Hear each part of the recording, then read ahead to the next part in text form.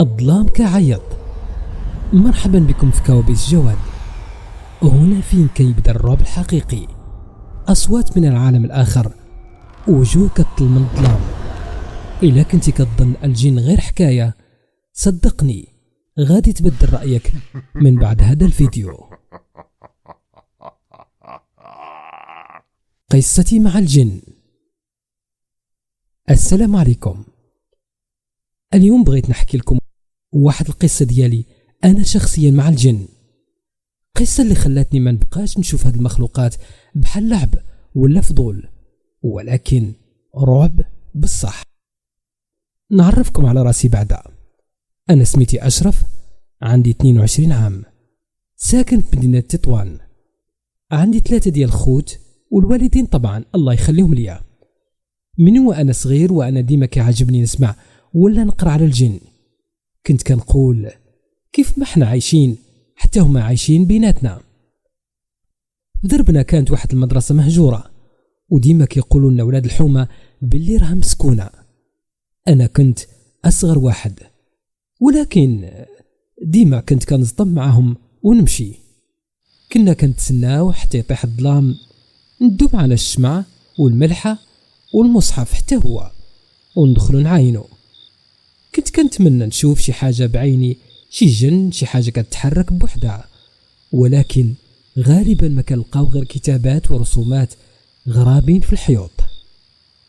مرة من المرات وحنا داخلين كالعوايد ديالنا بدينا كنعايرو في الجن باش يبان، يعني كنستفزوهم. فجأة سمعنا حجر تضرب في الحيط، والله العظيم كل شي تجمد من الخوف، ومن بعد هربنا بالزربة. أنا بصراحة كنت فرحان، حيث قلت أخيرا الأمنية ديالي تقضات. من بعد نهار عادي رجعت للدار عيان. دخلت لقيت واحد المشهد عمرني ما نساه. خالتي الصغيرة اللي عايشة معانا بحال اختي كانت طايحة، والبياض ديال عينيها باين، ووجهها صفر، وصبعان يديها عوجين. وكان واحد الفقيه كيقرا على القرآن بصوت عالي، والوالدة واقفة مع خالتي. قلبي طاح في بلاصتو، حسيت باللي خالتي مسكونة. من ذاك النهار بدأت الأحداث كتزاد وكتكبر، حتى وليت أنا شخصيا كنقول واش حنا اللي كنا كنلعبوا في ديك المدرسة المهجورة جرينا هاد المصيبة لعندنا. الفقيه الأول ما قدرش يدير والو، غير قال باللي حالته صعيبة وصافي. من بعد جابوه فقيه آخر من المضيق، هو اللي يوقف معاها بالصح، ولكن قبل ما يجي خالتي ولات كتصرف تصرفات غريبة بزاف، كتضحك بلا سبب، كتاكل بشراهة، وكثرت عليها الكلمات الغريبة. مرة من المرات وسط الليل فقط لقيت خالتي واقفة حدايا كتشوف فيا وكتضحك. قسما بالله حسيت باللي قلبي غادي يوقف. تغطيت بالمانطة وبديت كنقرأ القرآن حتى سمعنا آذان ديال الفجر واختفت. الحالة ديال خالتي كانت كتعقد، مرة كتكون عادية، ومرة كتطيح وكتبدا تغوت، كتكره تسمع القرآن، وكل ما شغلناه في التلفازة كتطيح وكتبدا تركل في الأرض. وبصلنا لدرجة أنها قالت باللي عندها صحابة اللي عطشانين في الطابق التحتاني وبغات تمشي تعطيهم يشربوا. نهار من النهارات وانا راجع من المدرسة دخلت من الكراج، والله ما تصوروا شنو لقيت.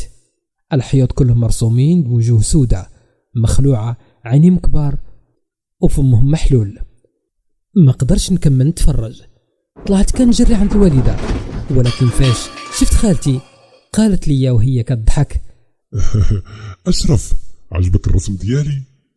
هاد اللحظة حسيت راسي ضايعة، واش هادي خالتي ولا الجن اللي ساكنها؟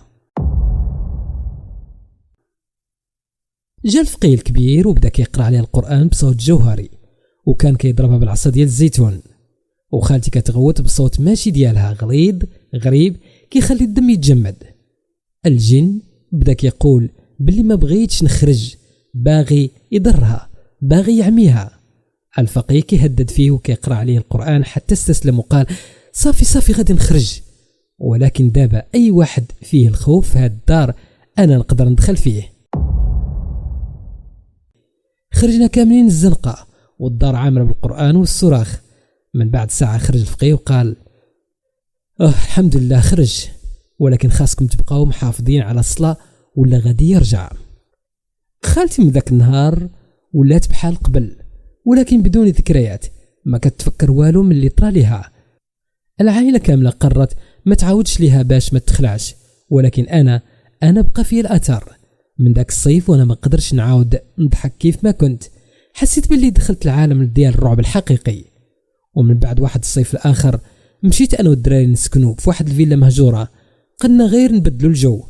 ولكن أول ليلة بدات المشاكل. شفنا واحد لابس بياض كيطلع علينا من السطح،